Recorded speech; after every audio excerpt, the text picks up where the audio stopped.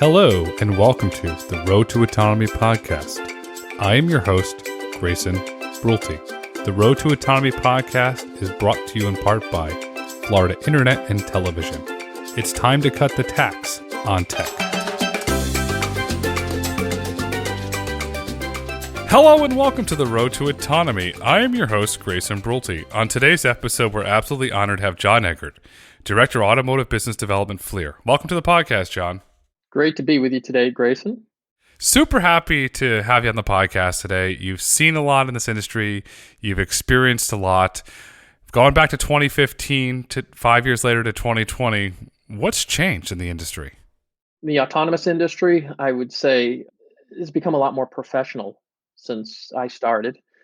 I started about the same time as Alex Rodriguez at Embark. I think we both probably started the same month. And he was, I think, an undergraduate at the time, starting something called Varden Labs. Very young fellow, new to everything. And 5 years later, he's very mature, and he's creating a business over there. But if you look at other places like Cruise, or they brought in GM Management, Zoox with Aisha from Intel. In general, there's been a lot of that going on. Even at my last company, Velodyne, they've gone from being just a startup to becoming a publicly traded company where they have quarterly earnings reports, and they need a more professional approach to that. And I think they've done a pretty good job of it. I think it's indicative of the fact that people are going to start spending their money more wisely and thinking about the return on that spend. I like the point that you bring about return on spend. And yes, there are a lot of really great professional managers in the industry, but there's still a glut of cash with no path to profitability. When do we get to the point where you get a seasoned manager that says, okay, you know what, we got to cut costs to get to some sort of profitability to get an ROI for our shareholders? Yeah, I think ROI is probably not something that a lot of folks are thinking about at this point. I think it's more cost control.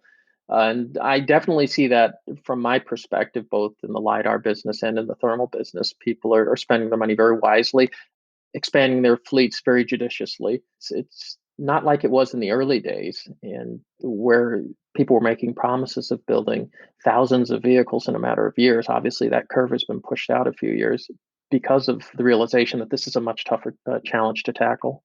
It's definitely a tougher challenge to tackle, but with professional management, they understand debt instruments and they understand financing. Are you seeing thermal imaging or LiDARs with any sort of creative financing where they're financing those multi-million-dollar purchases instead of burning through the cash on day one? I don't know about financing it so much, but a lot of the NRE money that was available early on, hey, build us a custom product. Let's make something very special, purpose-built for exactly what we're doing. I think that's disappearing. You may recall that early on, even Zoox had a LiDAR program. He hired the general manager from Velodyne and decided to start making their own LiDAR. And a lot of other companies have purchased LiDAR companies as well, Cruise, Aurora, et cetera. And I think those kinds of spends are being reconsidered. On one hand, you have the capital outlay and you have balance sheet management. And on the other side, you have the regulatory environment of dealing with, say, San Francisco, where a majority of these companies want to operate. But I really want to point out for our listeners, you once owned a business in San Francisco. You were a Quiznos franchisee. What was it like dealing with the city and state of California, the city of San Francisco as a business owner? Were you in shackles of, no, Mr. Eggert, you can't do this. No, Mr. Eggert, you have to file this fee and do this. What was that like? Fortunately, I was able to get in and out of the business without losing my shirt, but it was tough going. The restaurant business, as you know, has a pretty high failure rate. Franchises considerably less than independent restaurants. But the thing about restaurateurs and small business people in general is they tend to be more on the optimistic side. And environment like right now, where people are taking debt with the optimism that they will soon reopen and they've got the ability to bring it back, I think that makes for a very dangerous combination. So it would definitely help, I think, for municipalities to have a little more empathy about that. What that means from a regulation or a law side, I'm not sure, but I think a lot of people would consider their work very essential, and it's tough to make a go of it right now with 1 year of no business. It's tough because the rent payment's not going to go away.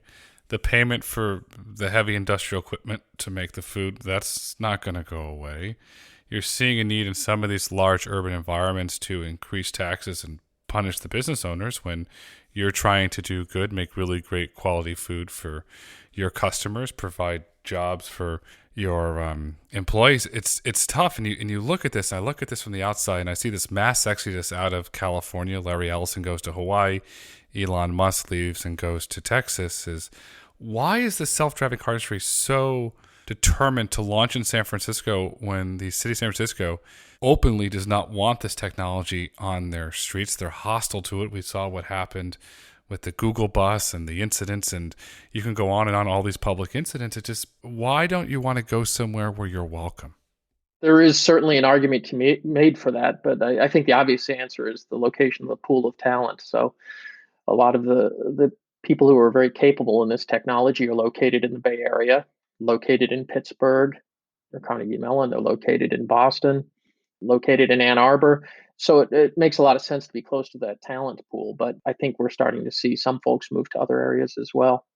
Is the talent pool driven by the world-renowned university systems, where in Palo Alto you have Stanford, Pittsburgh you have Carnegie Mellon, and then in Boston you have MIT and Harvard? Is that where the talent's coming out of there, and is that why they like their university experience, they don't want to leave? I think it's just the most convenient place to set up because that's where the talent pool already exists. If you go back to the DARPA challenges, the top teams were Carnegie Mellon, MIT, Stanford, University of Michigan, or GM, Ford, those kinds of folks who were involved, and they were already there. Uber made note of pretty much poaching the entire NREC team at the Carnegie Mellon. It's very convenient to have them located right there. I've always wondered, when I drive through Pittsburgh, it's a tough place to drive, even with all of my senses in the middle of the day. And I always wonder, why would somebody want to drive here? And so it is a valid question. Pittsburgh left. It's a tough city to drive in. It's a great city with great people, and I got to give a shout out to Permane Brothers because you make delicious sandwiches, and so they've got a really good food scene. And another city that has a great food scene with more of a Caribbean, Cuban, Latin flavor is Miami, and Miami's starting to emerge as a giant tech hub. A couple months ago, Blackstone announced they're moving their global technology office to Miami. Argo AI has their largest facility in Miami. Waymo is in the process of opening a facility in Miami. Cruise keeps talking and hemming and hawing around opening in Miami. Does the talent go to Miami? Because as we get older, when you're in your 20s and you're living a good life, you don't care about anything, all suddenly you're in your 30s, mid-30s, you got children, mortgage payment becomes an issue, and taxes become an issue. Florida has no state income tax. California has the highest state income tax. President Trump got rid of the SALT deductions. Does that kind of drive the migration to Florida as the industry, as you clearly stated earlier in this podcast, matures and gets older? I certainly hope so. I would love to go to Florida more often, go to Miami and show up to work in Bermuda shorts. Why do you think they're moving to Florida so much? I think they're moving to Florida because of the regulatory environment. It's the quality of life, the regulatory environment. And the other thing is the schools. Florida has really great schools that are private schools that are a fraction of the price of California. So you can have a nice home for your family. You can have a pool in the backyard. Your children can go to a great school. And you do not have to worry from a business standpoint of getting regulated out of business. You wake up one day and let's say you're running Eggert Autonomy and you wake up one day with an email, sorry, we're going to, your industry is now illegal. You must leave the state. Florida doesn't do that. They're here to help you grow. Yeah, that certainly is very appealing. And I wouldn't be surprised if more move there. So if more people move here, does Miami become the unofficial capital of autonomy for North America? I think that might be a bit of a stretch, but why not? Well, you can come down here. You can open a FLIR office. You can share all your insights, and I love to gather your insight. We talk about like the maturism of the industry, but we also have consolidation coming in the industry. Do you see more consolidation coming now? We had the Aurora Uber ATG deal. Do you see more of that trend continuing as we go into 21? I definitely see that happening more and more as the money starts to dry up. My own skills in prognostication are pretty poor, actually.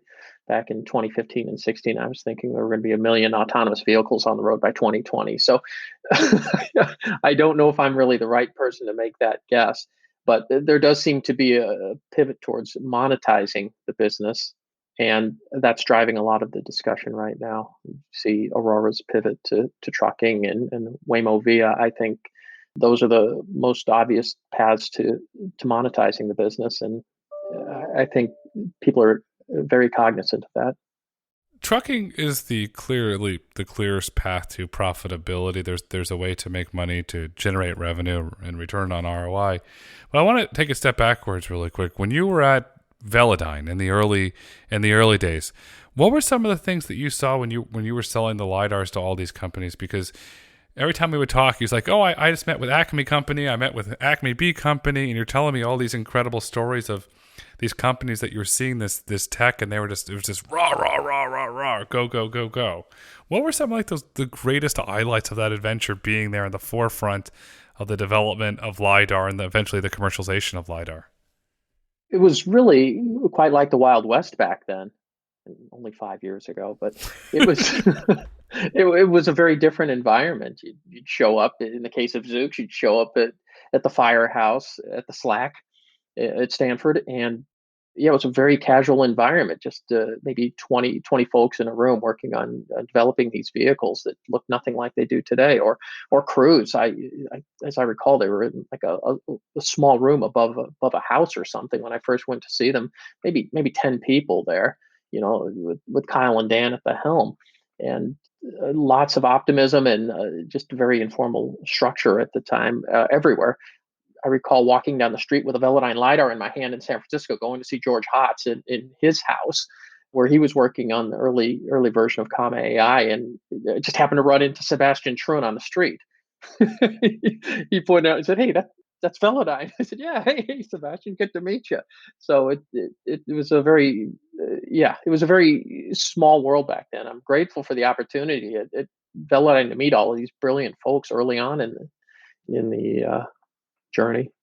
When you went to meet George and you bumped into Sebastian, were you carrying the one that everybody refers to as the chicken box one, the big giant one, or were you carrying one of the small box? No, I had like one of the earliest prototypes of the new high resolution smaller puck. At that time, we called it the VLP-32. So I kind of proudly carried it around to anyone I could show it to. I was dragging them to Japan and schlepping them to China, Europe, etc.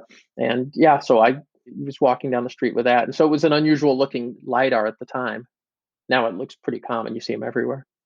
I've met with George before, and I got to ask, because if the listeners that know George, what was the meeting like presenting a LiDAR to George Hotz? He's a very engaging person, which you think he's always shooting things down, and he's not like that at all. When he starts talking, you want to listen. It's very interesting, but then he's also incredibly bright. And I maybe understood 25% of what he was telling me. He's waving his hands. He's bringing up all sorts of things like Plato's cave, and all sorts of oblique references that I'm like, what's this got to do with anything? So just a very engaging person, but also very, of course, straight to the point. And well, with this LiDAR, if it isn't X dollars, then we have no use for it. Mm-hmm. And so, which you can appreciate. That's one of the great things about Silicon Valley is the kind of straightforward talk you get from folks. George, I was in a mayor. It was myself, Mark Andreessen, and Chris Dixon, and the mayor of Beverly Hills, and we were there in Mark's office with George Hotz. And let's put it very forward this way: it was a very direct thing of what he wanted us to do when he had like the little card that he was doing the comma system on. It was a very direct conversation, but George has come a long way. The Consumer Reports has ranked the comma system higher than Tesla's Autopilot, higher than GM's Cruise, which tells me George is onto something. He's got a business. He's shipping and selling product. Does Honda or somebody step in and acquire that incredible ADAS system that he's building? One would think. I saw him with a posting saying that all the OEMs are talking to him now, and understandably so. He's done it with a pretty small crack team, and the most unlikely to turn it into a profitable business. But somehow he's kind of figured out his way through it and made a lot of sensible decisions and gotten there. I mean, early on he told me, this LiDAR, I don't think it's going to work for us because it doesn't make economic sense. And so, in hindsight, perhaps he was right about that. And I think those folks are like him, are really starting to think about the economics. I like that you had Bobby Hambrick on a few weeks ago. And I listened to that interview. And one of the things that's striking about it is the fact that he was turning profits from very early on in the journey over at Autonomous stuff. And I think that's as more and more companies are going public and through SPACs and whatnot, the understanding and alignment of expectations of the market are becoming a reality. At my last company, I'll keep bringing this up, but they've got a new CFO there, a fellow named Drew Hamer. And it was my first taste of seeing someone or seeing a company go from a startup to a company that's getting ready for IPO, and the kinds of things he was doing to really understand what the forecast for sales was. As a CFO, it was the first time I'd seen someone that engaged. But in hindsight, I kind of understand what he was doing because he's nailed his earnings calls, or at least his first earnings call a couple of months ago, and we'll see how he does in February. But I think people are becoming more aware of that kind of stuff. So making money, or at least meeting the top line expectations, is something that companies are going to start having to do. I want to give the shout out to Velodyne because they prepared to go public the right way. They didn't cut corners, and they prepared the story. They're executing on the story, and they're delivering on the story. It wasn't just, oh, this is a Silicon Valley company, we're going to ride this SPAC wave and do it. And it's like, no, we want to build a long-term company, and we want to do right by our shareholders. We want to do right by our employees. And so it's refreshing to see a company go that way. Luminar, very similar, recently went public, and they have a great executive bench. And you're starting to see a lot of really great companies go public from Silicon Valley that are involved in our industry. When I look at companies going public, FLIR is publicly traded. You have an incredible technology around thermal imaging cameras that's complementary to LiDAR. That's many have said, is one of the keys to enabling true self-driving. Could you kind of share some insight into thermal imaging cameras and why they play such an important role in eventually achieving level 5 autonomy? As David Hall used to say, the key to self-driving is to stay in your lane and don't hit anything. And probably more importantly, don't hit people. I mean, the Elaine Herzberg tragedy is kind of indicative of that one of those, and it's just awful for the industry. And it's something we want to try to prevent. And there's no technology in vehicles today more capable of identifying or classifying or detecting a human, or any living creature for that matter, than far infrared thermal imaging. So that's kind of the first touch point. We did a test of automatic emergency braking systems based off of what AAA was finding in 2019. They were pretty much ineffective with small children. At nighttime, they were completely ineffective. And even during the daytime with pedestrians, they weren't always very effective. And so we decided to do a test in Detroit a few months back at the American Center for Mobility, where we equipped a vehicle where we fused a thermal camera with radar and a visible camera. And surprisingly, the results we got on our Ford Fusion that was built like that outperformed some vehicles you would have expected to perform very well. So we outperformed a BMW X7, which had a 3-camera Mobileye system. We outperformed the Stereo Vision Subaru EyeSight, which is a great system. The Tesla Model 3 was probably the worst performing of all the vehicles we tested, surprisingly. And then we did a Toyota Safety Sense 2 on a Corolla. We tested that, but we easily outperformed them on all of those situations because, again, thermal's greatest strength is detecting humans and other living creatures. That's scary what you said about the Model 3 being one of the worst performers because autopilot is so actively used. Is there no thermal imaging on any of the Teslas today? No, there's no thermal imaging used in safety systems on any vehicles today. We've been involved in almost 1 million vehicles since we started automotive production 15 years ago, but those are mostly infotainment or driver visibility type systems where you have a monitor dedicated to the thermal imaging and you can see what's going on, but it doesn't interact at all with any of the control systems, the throttle, the brake, the steering, or any of that. So nothing is used in an AEB system today with thermal. Is that changing with the 2021 Cadillac Escalade since it's coming equipped with night vision technology? And if it is, was that your technology that's being equipped into those Cadillacs?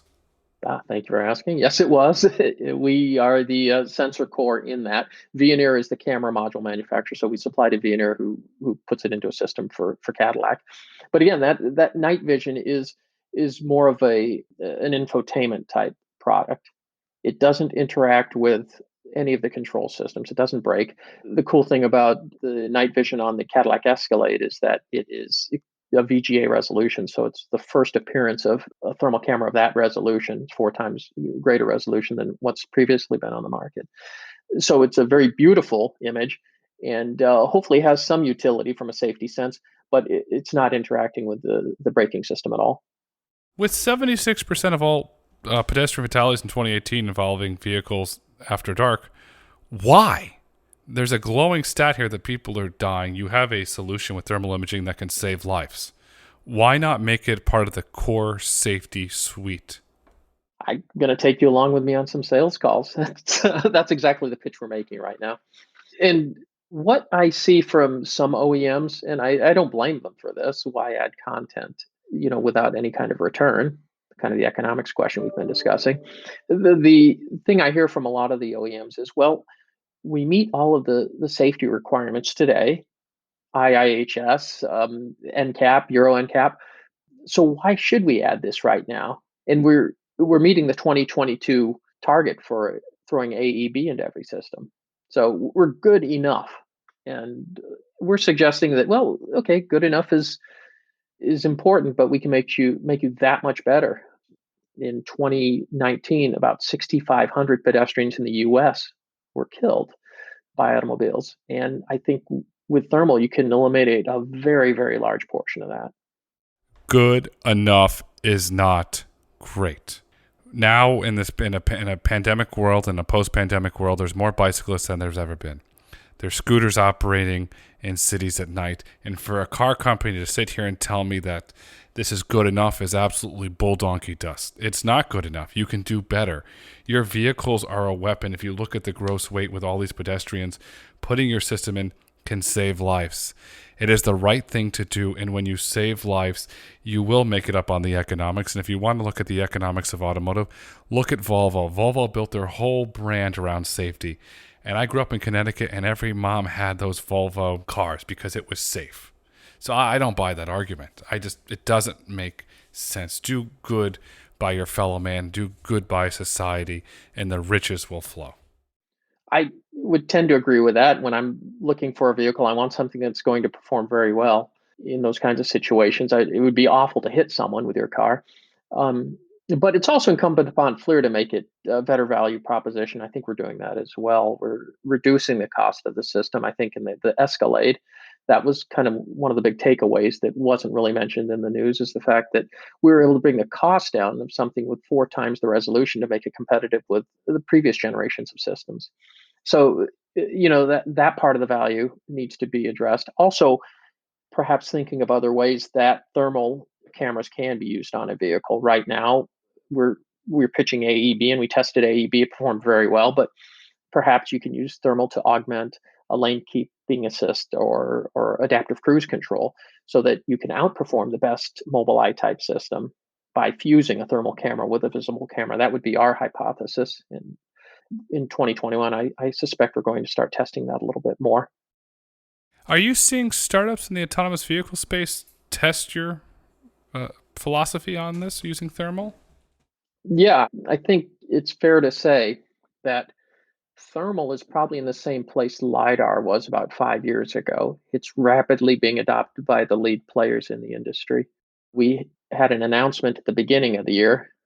They didn't mention who the supplier was, but Cruise did show a thermal camera on their Origin. That was in January. And just last week, or this week actually, Monday, Zoox announced that FLIR, in the reveal of their vehicle, the VH6, they have thermal cameras on that, and FLIR is the supplier of that thermal camera. So those are just 2 public things out there about thermal, but I think you're going to find that most of the leaders are going to go that route as well. I mean, if again, their job one is to not kill someone, why not use the best technology to do that? It's a no-brainer to me, and both Cruise and Zoox have a culture of safety. At Zoox, you got Dr. Mark Rosekind, who eats, breathes, sleeps, and walks safety. One of the most brilliant gentlemen you'll ever meet when it comes to safety, and he's got a really deep personal story of why he's into that safety. And I'll leave that to Mark to share in his own capacity, but Mark's lived it, and Mark understands it. And I want to stay on the Zoox thing for a minute. In my opinion, Amazon stole Zoox. They acquired it for a song. Amazon probably generates that in an hour in terms of sales. What do you think the long-term plans are for Amazon with Zoox? Because now all suddenly Zoox has an unlimited runway to scale up to build this vehicle, and you've got one of the most trusted consumer trusted brands in the world. Some specials cooking over there. Any thoughts? Publicly, Amazon is saying Zoox is staying on mission for a robotaxi, which I have no reason to doubt. And I would agree with you. Relatively speaking, the price for Zoox was quite good. 1.2 billion is just a drop in the bucket compared to the valuations of some of these other companies. And there, not only do they have a really good autonomy team, I think Jesse Levinson more or less wrote the book on use of lidar for driving a car. His PhD thesis is kind of a launching point for a lot of the other companies that got into self-driving. And they also have a purpose-built vehicle, a robotaxi. So all of that for 1.2 billion seems, relatively speaking, a good price. I don't know if in the end that means it's necessarily a good price, but certainly Amazon seemed to get a deal, and they've got a very good, talented team. It obviously makes sense to take that autonomy to the delivery side of the business at some point, driving the price to deliver to nothing. So I look at this way. Just looking at historically how Amazon has added things onto the Prime tier. You get Prime Video. They started adding on all these different services. Now you have Prime Music and now Prime Podcast. I'm going to go on the record and say at some point in the future, probably for a higher dollar amount, Amazon is going to introduce a Prime Mobility tier. And it is going to become a juggernaut of a cash cow, because people will subscribe to it and the utilization will be very low. And that's going to come for a giant cash cow that will pay back the acquisition tenfold. Thoughts? I hadn't even given that any thought. That's very intriguing to me, though, as an Amazon subscriber, where they keep piling on things and I'm just happily paying and taking them. If they made Amazon Prime more expensive and I got a robotaxi in the deal, heck yeah, I'm there. So there are much smarter people at Amazon than myself thinking of what that business model will be. But that's a very interesting one. Prime Mobility. Because you look at this and you just talk to friends and relatives. There's a general consensus now, since Apple started putting Prime Video on the Apple TV box. Prime viewership just among my friends and relationships has gone through the roof. People love it. And some people are even using it more than Netflix. They're hooked on it. And so Amazon says, "Oh, okay, we can raise it up a couple dollars." Same thing's going to happen. They're going to fall in love with it. And on the other side of Amazon, the reason why I said they absolutely got a steal, so they got it for $1.2 billion. You've got Aurora with a $10 billion valuation, and Amazon has money in there. I've been told that Zoox is told 100% to focus only on robotaxi and not trucking. Does Amazon start building out a program with Aurora for trucking? Is this like a two-pronged approach to hedge their bets? I have no inside knowledge of that, but that's a possibility. Aurora has publicly said that they're moving towards trucking, and again, another very talented team that can probably crack that nut pretty easily. Are thermal cameras being used in the autonomous trucking space? Generally speaking, I think most of the leaders in the autonomous trucking space are at least testing with thermal cameras. So we've covered automotive in depth with thermal cameras, but there seems to me there's a lot more capabilities and uses for thermal cameras. What are some other industries that this technology is being used in? Well, the most obvious one was this year COVID pandemic. Thermal imaging is used for measuring the skin surface temperature, and so during the pandemic, FLIR was declared an essential business because of that, and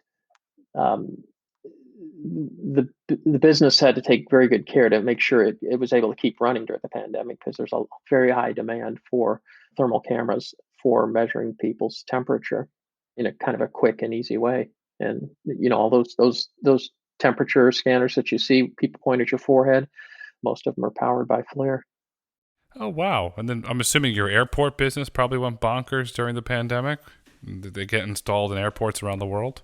Yeah, it's funny. I've seen them in airports for about a decade in Asia. They were definitely prepared for this well before us. I'm not so familiar with that side of the business at FLIR, but I believe most of our sales would go to the integrators who make the products for the airport.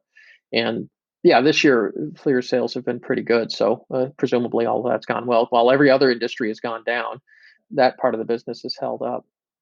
It's fantastic that the business is held up, and I'm going to go out on the record and predict the business is going to grow. When I look at a growing business such as yours that deals with sensitive technologies, I think about restrictions. Are there certain companies that you can't sell this technology to just because of the sensitivity of it? Is it a highly restricted, regulated business due to the sensitivity of the technology? It is. It's an export controlled technology. It's not ITAR, so it's not controlled from the military, but it's controlled by Department of Commerce. So depending on the country it's going to, you need to gain an export license, and that process can take many months. So it's a challenge with some of the Chinese robotaxi companies, which were fully civilian as far as I can tell. Still, we need to pull a license for them. It can take many months, and so in that waiting period, it becomes a challenge to hold on to that kind of business because there are options around the world that might have an easier way of getting into China. Looking to the future of this business, what is the future of thermal imaging technology? Does it continue to evolve where we talked about being into the braking system? Do you see it evolving more into a safety application in automotive, or do you see possibly going in the cabin to monitor body heat in the future? Are there any other things that are coming down the pipeline where this technology can have a meaningful impact on society? Yeah, so we're dealing with far infrared mostly in my business in automotive, but a lot of the in-cabin stuff is near infrared, and that is a technology that's being used today to detect the occupants, and it's very good technology for that. FLIR currently doesn't necessarily play in that space, but I think infrared definitely has a place at the table. Where we're mostly at is on the safety side, but I would also say for convenience features like, as I mentioned, adaptive cruise control, lane keep assist, I would imagine are pretty good uses of the technology. Also, for augmented reality, which we're starting to see in vehicles nowadays, the idea of being able to blend a nighttime image with a daytime image is rather intriguing. You stepped into something that I've been preaching from the rafters for years now. My wife's like, God, my wife's going to say, oh, here he goes again. So I look at this now. I look at the future of experiences. Airbnb is a public company. The experience business makes up $300 million a year. I believe in the future, Airbnb will go into the autonomous vehicle industry through a partnership, and the glass will be augmented. So you're driving around, let's say, San Francisco in an Airbnb branded vehicle, and you have an augmented glass, and you say to the vehicle, okay, vehicle, I'd like to go have oysters. Well, you'd like to go boom, boom, boom, boom. Here's your option. It takes you there. Airbnb processes the transaction. They get a cut with the augmented reality. Will that augmented reality be powered by FLIR with that whole augmented of the glass in the vehicle? I believe that FLIR has a very good chance of being a part of that stack, especially if you're thinking about offering augmented reality at night or in foggy conditions or in bad weather. These are places where thermal shines, or in polluted situations or smoky situations like unfortunately we see in California. Thermal can see through that kind of stuff. And so just being able to identify and characterize the road surface exactly where you are without an HD map, I think thermal is a very key component of that. Can thermal through augmented reality, make a city come to life at night when you can't see what's going around? It comes to life through some sort of augmented reality software layer on top? Oh yeah, I wish I could show you some of the stuff we're working on. So FLIR actually was a perfect landing place for me.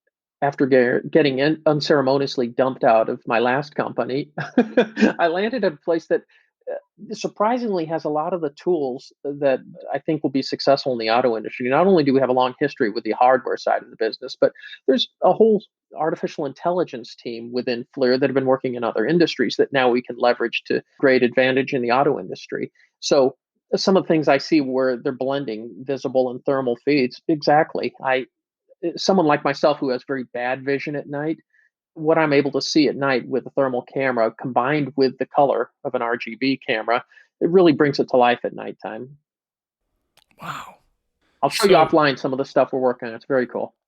No, I love to see this. I'm just thinking. So as a human driver driving around, you're a better driver because you can see. And then it goes back to the whole thing with, I live down here in Florida, and there's a lot of elderly people that can't see at night, and they tend to drive I'll use the word erratic, to say the least, at night.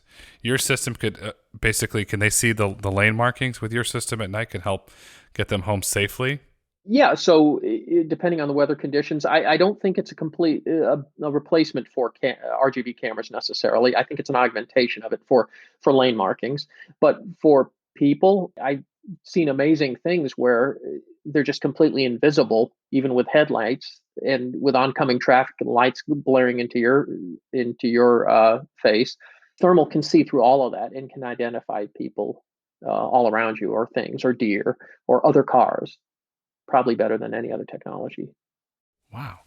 Will this come down to a brand perception where somebody says, oh, my Cadillac has better thermal than my Volvo versus my Audi versus my Ford versus my Porsche? Will consumers kind of identify your technology based on the brand of the vehicle, or will the technology be standard across the board for all of your OEM relationships? Well, we develop a certain number of cameras within our product lineup. However, some companies may choose to develop higher resolution cameras and whatnot. But I think the good thing about it is FLIR is right now the brand name. Like IBM was in the old days. Nobody ever got fired for buying IBM. And I think it's similar with FLIR, fortunately, that, if you go to FLIR, you get the name brand IR system that's going to work. And we'll probably be the first to market with a truly automotive grade system. Our cameras are in cars today and have been for a long time, but to make it functionally safe and to be able to interact with the braking and steering systems, I think FLIR has a definite opportunity there to not only be a name brand, but also be a leader in those areas. Is that something that's currently in the R development pipeline? Yeah, we're definitely working towards building an automotive grade sensor. Although I should say that our sensors are in automobiles today, so to a certain extent they are automotive grade, and they have very high reliability.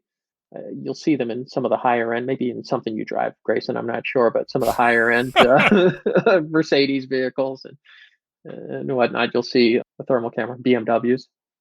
Neither one of those vehicles is my vehicle. I'm a very loyal Range Rover driver, but you do know me very well. I have to tip my hat for you on that one. So we talked about trucking. We talked about passenger vehicles.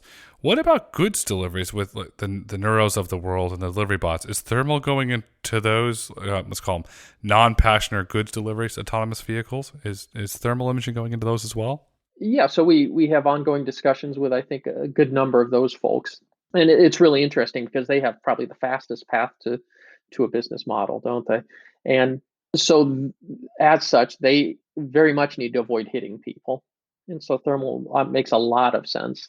They're not going to be testing it on, some isolated test bed. They're going out into cities, crowded urban areas, and they're doing these deliveries. So thermal makes a lot of sense for those. And I think you'll start seeing some announcements, hopefully, in the future about that.